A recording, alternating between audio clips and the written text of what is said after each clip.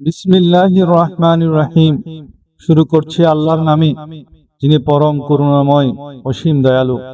আসসালামু আলাইকুম ওয়া রাহমাতুল্লাহি ওয়া বারাকাতুহু। প্রিয় ভাই ও আমার প্রিয় বোনেরা, আপনি কি কখনো ভেবেছেন যে রাতে ঘুমানোর আগে মাত্র 2টি শব্দ পাঠ করলে ফেরেশতাদের এমন একটি ফৌজ আপনার ঘরে নেমে আসতে পারে, যা আপনার দরিদ্র ঘরকে সোনা ও হীরা দিয়ে ভরিয়ে দেবে? হ্যাঁ, আজ আমরা আপনাকে এমন একটি রহস্য জানাতে যাচ্ছি, যা শোনা মাত্রই আপনার গায়ের পশম শিউরে উঠবে। কারণ এটি কোনো সাধারণ ওজিফা নয়, বরং কায়নাতের খালেকের সেই সর্বাপেক্ষা শক্তিশালী হুকুম, যা সরাসরি আপনার ঘরে ফেরেশতাদের ডিউটি লাগিয়ে দেয়।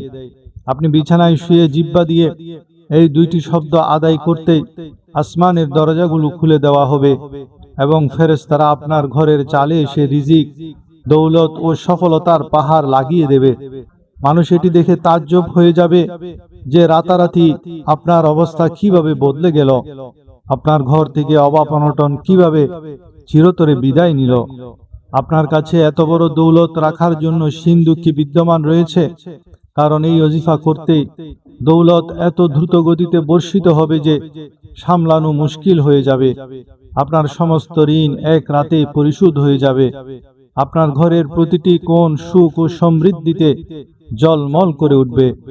বড় বড় বিজনেসম্যান এবং ধনী ব্যক্তিরা এই রহস্যটি এই জন্যই লুকিয়ে রাখে, যাতে সাধারণ মানুষ কখনো উন্নতি করতে না পারে। কিন্তু আজ আমরা আপনাকে সেই শক্তিশালী আমলটি সম্পূর্ণ বিস্তারিতভাবে বুঝাতে যাচ্ছি। শর্ত শুধু একটাই, ভিডিওটি 1 সেকেন্ডের জন্য মিস না করে শেষ পর্যন্ত দেখতে হবে।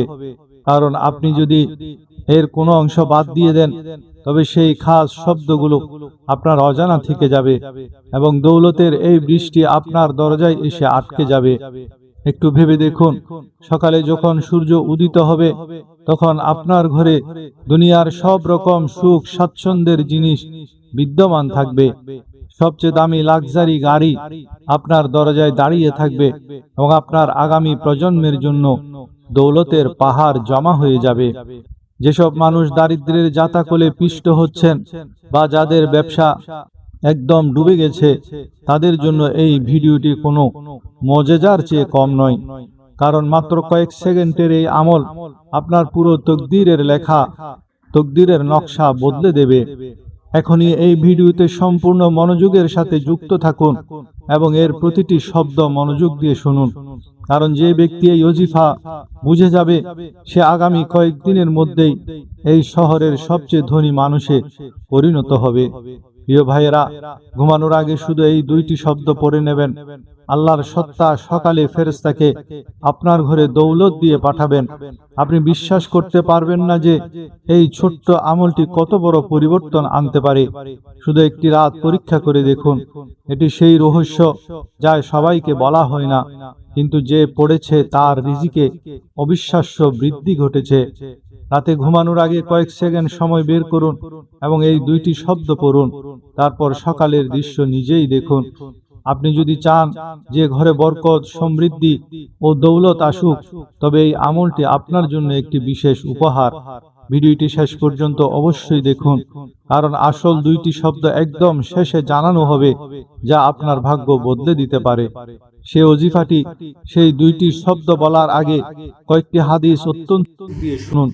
হাদিসের শব্দমালা হলো, যে ব্যক্তি তার আয়ু দীর্ঘ হোক এবং তার রিজিক বৃদ্ধি পাক, তার উচিত আত্মীয়তার সম্পর্ক রাখা, আত্মীয়দের সাথে ভালো ব্যবহার করা।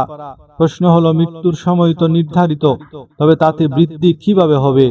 এই হাদিসের আলোকে আলেমেরা 2টি বিষয় তুলে ধরেছেন।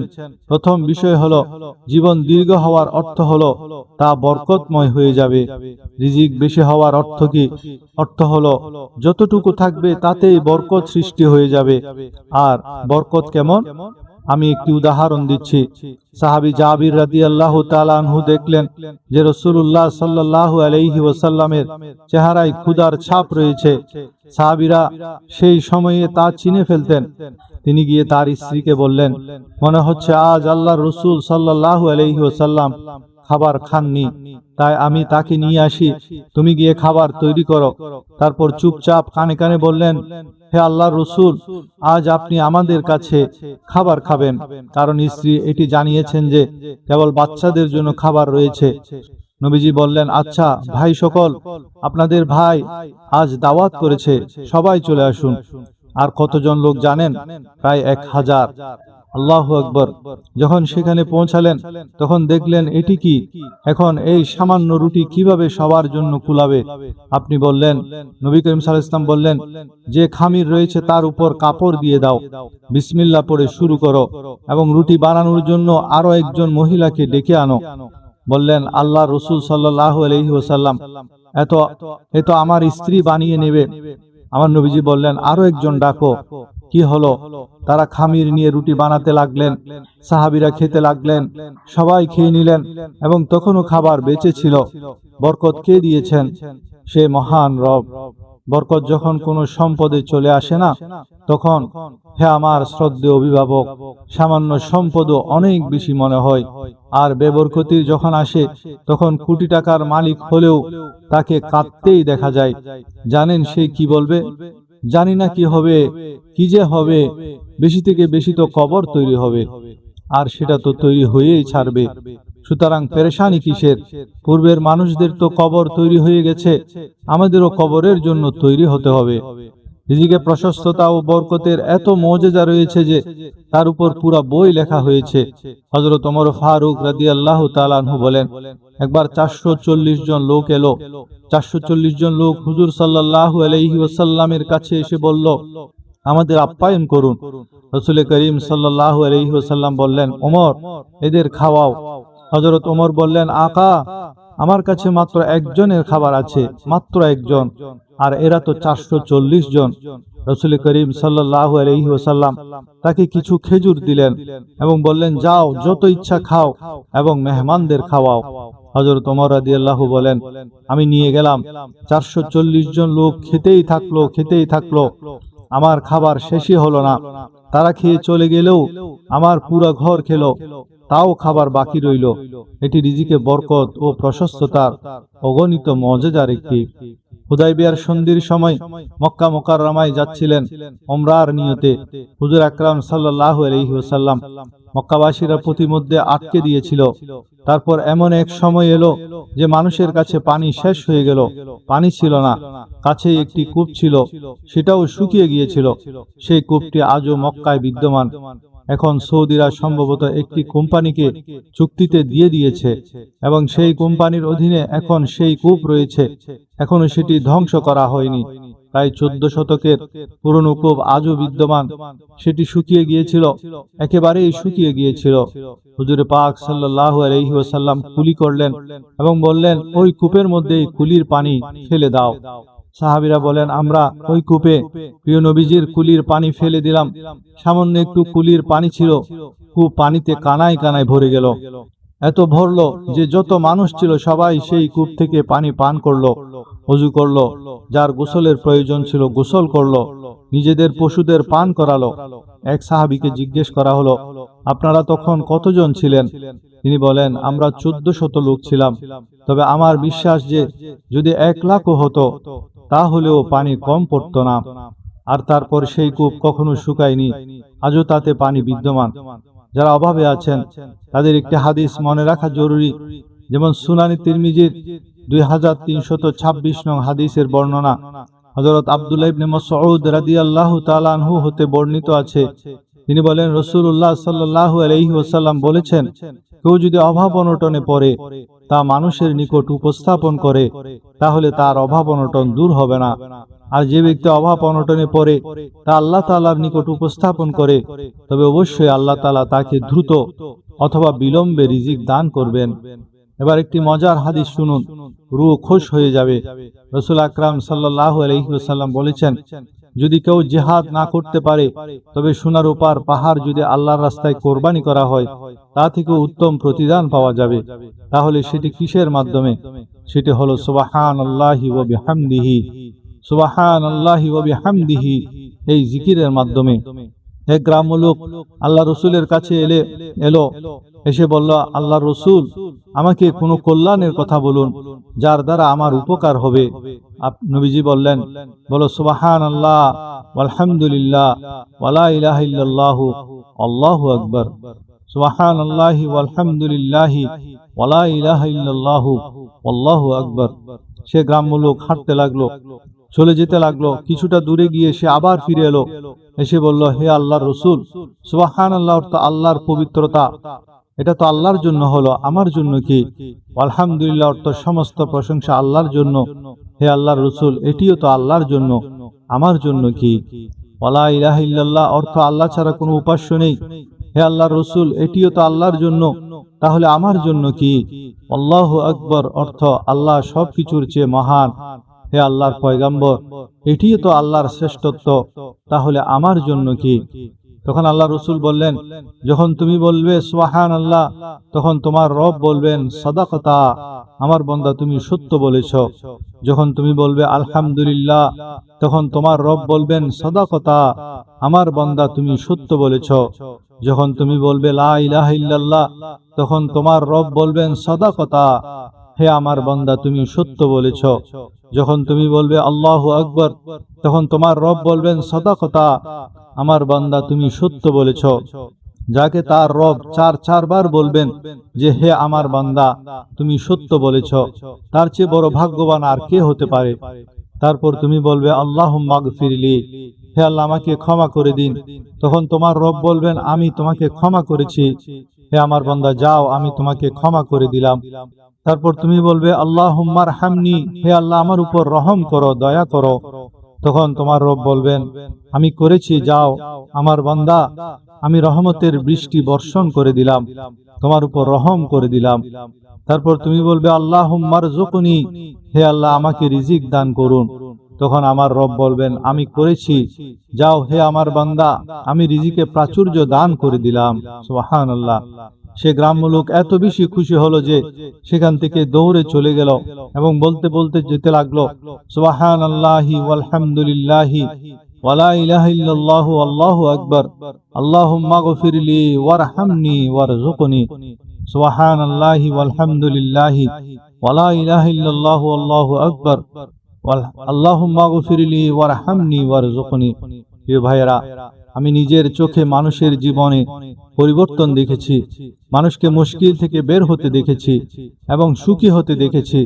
এটি কোনো গল্প নয়, বরং বাস্তব সত্য, যা বারবার আমার সামনে এসেছে এবং আমার বিশ্বাসকে আরো দৃঢ় করেছে। এই আমলটি এত সহজ যে একটি ছোট বাচ্চাও এটি করতে পারবে, কিন্তু এর প্রভাব অত্যন্ত শক্তিশালী। আপনি যদি আপনার জীবন নিয়ে পেরেশান থাকেন, যদি চারপাশ থেকে পথ বন্ধ মনে হয়, তবে আপনার এই কথাটি মনোযোগ দিয়ে শোনা উচিত। আপনি যদি চান আপনার তকদির বদলে যাক, আপনার অবস্থা ভালো হোক এবং আপনি সফলতা পান, তবে এই রহস্যটি আপনার জন্যই। এটি কোনো কঠিন বা জটিল পদ্ধতি নয়, বরং একটি সাধারণ নীতি যা বিশ্বাস ও নিয়তের উপর নির্ভরশীল, ভিত্তিশীল। প্রথমত আপনাকে আপনার মনকে শান্ত করতে হবে এবং নিজেকে সব ধরনের নেতিবাচক চিন্তা ভাবনা থেকে মুক্ত করতে হবে। আপনাকে নিজের অন্তরে এই বিশ্বাস সৃষ্টি করতে হবে যে আপনি যা চান তা অবশ্যই পাবেন। এই বিশ্বাসই হলো সেই শক্তি যা এই আমলকে সফল করে তোলে এবং আপনাকে আপনার গন্তব্যে পৌঁছে দেয়। মানুষের বিশ্বাস যখন মজবুত হয়ে যায়, তখন দুনিয়ার কোনো শক্তি তাকে সফল হওয়া থেকে আটকাতে পারে না। এটি সেই বিষয় যা বেশিরভাগ মানুষ নজরআন্দাজ করে এবং এই কারণেই তারা ব্যর্থ হয়ে যায়। আপনি যদি এই কথাটি বুঝে থাকেন, তবে আপনার জীবন বদলে যাওয়া থেকে কেউ আটকাতে পারবে না। পরিস্থিতি যেমনই হোক না কেন, এই আমলটি কেবল কিছু শব্দ নয়, বরং একটি সম্পূর্ণ চিন্তা ভাবনা, একটি সম্পূর্ণ বিশ্বাস এবং একটি সম্পূর্ণ অনুভূতির নাম। যখন এই তিনটি জিনিস একসাথে মিলে যায়, তখন মানুষের অবস্থা বদলাতে শুরু করে। আপনি আজ থেকেই এটিকে গুরুত্বের সাথে নেওয়া শুরু করুন এবং নিজেকে এর উপর সঁপে দিন। এটি সেই মুহূর্ত হবে যখন আপনার বিশ্বাস আরো মজবুত হবে এবং আপনি এই পথে এগিয়ে যাবেন। এই রহস্য আপনাকে অন্যদের সামনে মাথা নত করা থেকে বাঁচাবে এবং আপনাকে স্বাবলম্বী করে তুলবে। আপনাকে কারো দরজায় যাওয়ার প্রয়োজন পড়বে না। কারণ আপনার প্রয়োজনগুলো স্বয়ংক্রিয়ভাবে পূরণ হতে শুরু করবে। এটি সেই জিনিস যা প্রতিটি মানুষ চায়, কিন্তু সবাই পায় না, কারণ সবাই এটি বুঝতে পারে না। আপনি যদি আজ এই কথাটি বুঝে থাকেন, তবে আপনার আগামী জীবন সম্পূর্ণভাবে বদলে যেতে পারে। আপনি কেবল নিজের ভেতরে বিশ্বাস তৈরি করুন, আপনার নিয়ত সাফ রাখুন এবং নিজের উপর আস্থা রাখুন। যখন এই তিনটি জিনিস আপনার ভেতরে এসে যাবে, তখন আপনার জীবনে সফলতা আসতে শুরু করবে। এটি কোনো জাদু নয়, বরং একটি বাস্তবতা যা সেই প্রতিটি মানুষের জন্য প্রযোজ্য যে এটি বোঝার চেষ্টা করে। যদি এই দুনিয়ায় আল্লাহর সাহায্য ও তার মেহমানদারি লাভ করার একটি সহজ পথ থাকে, তবে তা হলো দুর্বল ও অসহায় মানুষদের সেবা করা। রাসূলুল্লাহ সাল্লাল্লাহু আলাইহি ওয়াসাল্লাম বলেছেন, দুর্বলদের কারণে আল্লাহ তোমাদের সাহায্য করেন এবং রিজিক দান করেন। রাসূলুল্লাহ সাল্লাল্লাহু আলাইহি ওয়াসাল্লাম আরো বলেছেন, যে ব্যক্তি দামি পোশাক পরার সামর্থ্য থাকা সত্ত্বেও আল্লাহর সন্তুষ্টির জন্য এবং বিনয় প্রকাশ করে তা পরিহার করে বা অন্যদের দান করে দেয়, আল্লাহ তাকে কিয়ামতের দিন জান্নাতের বিশেষ পোশাক পরিধান করাবেন। রাসূলুল্লাহ সাল্লাল্লাহু আলাইহি ওয়াসাল্লাম সেই ব্যক্তির প্রশংসাও করেছেন যে অত্যন্ত সৌভাগ্যবান এবং জান্নাতে উচ্চ মর্যাদা লাভ করবে। এমন জান্নাত যার একটি বৃক্ষের ছায়ায় কোনো সাওয়ারি 100 বছর ধরে ঘোড়া দৌড়ালেও তা অতিক্রম করতে পারবে না। আল্লাহর নৈকট্য ও ভালোবাসা অর্জনের সবচেয়ে সহজ পথ হলো প্রথমে নিজেকে চেনা। আপনি কে? আমি ও আপনি হলাম আল্লাহর বান্দা, আর আল্লাহর প্রকৃত বান্দাদের কাজ হলো বিনম্রভাবে চলাফেরা করা এবং অজ্ঞ লোকদের সাথে তর্ক না জড়িয়ে সালাম দিয়ে এগিয়ে যাওয়া। যদি আপনি আল্লাহর প্রিয় বান্দা হতে চান, তবে এই চরিত্র অর্জন করতে হবে। আল্লাহর নৈকট্য অর্জনের আরেকটি গুরুত্বপূর্ণ পথ হলো সর্বদা উজু অবস্থায় থাকার চেষ্টা করা এবং আল্লাহর এত বেশি শুকরিয়া আদায় করা যাতে শয়তানি শক্তি এবং নেতিবাচকতা ধ্বংস হয়ে যায়। সর্বশেষে আল্লাহ যাদের দ্বীনের জ্ঞান ও হেদায়েত দান করেছেন, তাদের সান্নিধ্যে বসে নিজের আত্মাকে পরিশুদ্ধ করা উচিত। আল্লাহ যেন আমাদের সবাইকে নবী মুহাম্মদুর রাসূলুল্লাহ সাল্লাল্লাহু আলাইহি ওয়াসাল্লামের সুন্নাহ অনুসরণ করার তৌফিক দান করেন। এবার এক নজরে পুরো আলোচনার মাধ্যমে যা জানা গেল তা হলো রিজিক ও আয়ু বৃদ্ধির আমল। নাম্বার 1, আত্মীয়তার সম্পর্ক বজায় রাখা এবং আত্মীয়দের সাথে ভালো ব্যবহার করা। নাম্বার 2, মানুষের কাছে অভাবের কথা না বলে সরাসরি আল্লাহর কাছে অভাব অনটনের কথা প্রকাশ করা। নাম্বার 3, প্রতিদিন 100 বার সুবহানাল্লাহি ওয়া বিহামদিহি পাঠ করা। নাম্বার 4, কল্যাণ, ক্ষমা, রহমত ও রিজিক লাভের জন্য পর্যায়ক্রমে সুবহানাল্লাহি ওয়ালহামদুলিল্লাহি ওয়া লা ইলাহা ইল্লাল্লাহু আল্লাহু আকবার বলা এবং সাথে সাথে আল্লাহুম্মা গফিরলি, আল্লাহুম্মা রহমনি, আল্লাহুম্মা রযুকনি পাঠ করা। নাম্বার 5, অহংকার ত্যাগ করে পৃথিবীতে বিনম্রভাবে চলাফেরা করা এবং অজ্ঞ লোকদের সাথে তর্কে না জড়িয়ে সালাম দিয়ে এড়িয়ে যাওয়া। নাম্বার 6, আল্লাহর মেহমানদারি ও সাহায্য পাওয়ার জন্য দুর্বল ও অসহায় মানুষদের সেবা করা এবং সামর্থ্য থাকা সত্ত্বেও বিনয় প্রকাশে সাদামাটা পোশাক পরিধান বা দান করা। নাম্বার 7, রিজিক বৃদ্ধি, আত্মাশুদ্ধি ও শয়তানি শক্তি থেকে বাঁচার জন্য সর্বদা উজু অবস্থায় থাকার চেষ্টা করা, আল্লাহর শুকরিয়া আদায় করা এবং সৎ ও জ্ঞানী বুজুর্গদের সান্নিধ্যে থাকা। এছাড়া বুজুর্গানে দ্বীনের পক্ষ থেকে একটি ওজিফা আছে, সেটি রাতে শোবার আগে করবেন। শুরুতে এবং শেষে যে কোনো দরুদ শরীফ পড়ে নিয়ে পর্যায়ক্রমে ইয়া আল্লাহু ইয়া রাব্বানা 3 বার, আস্তাগফিরুল্লাহ রব্বি 3 বার, ইয়া গনিয়্যু ইয়া মুগনি 3 বার, ইয়া হাইয়্যু ইয়া কাইয়্যুম 3 বার পাঠ করা। এরপর একবার সূরা কাউসার পড়ে শেষে ইয়া ফাত্তাহু ইয়া রহমান 11 বার পাঠ করে আল্লাহর কাছে দোয়া করা। ভিডিওটি ভালো লেগে থাকলে ভিডিওতে একটি লাইক করে দিন এবং চ্যানেলে প্রথমবার এসে থাকলে আমাদের চ্যানেলটি সাবস্ক্রাইব করে দিন, যাতে প্রতিদিন নতুন আধ্যাত্মিক ওজিফার ভিডিও পেতে পারেন। সবাই ভালো থাকবেন, দোয়ায় মনে রাখবেন। দেখা হবে নতুন কোনো আধ্যাত্মিক ওজিফার সাথে। খুদা হাফেজ। আসসালামু আলাইকুম ওয়া রাহমাতুল্লাহি ওয়া বারাকাতুহু।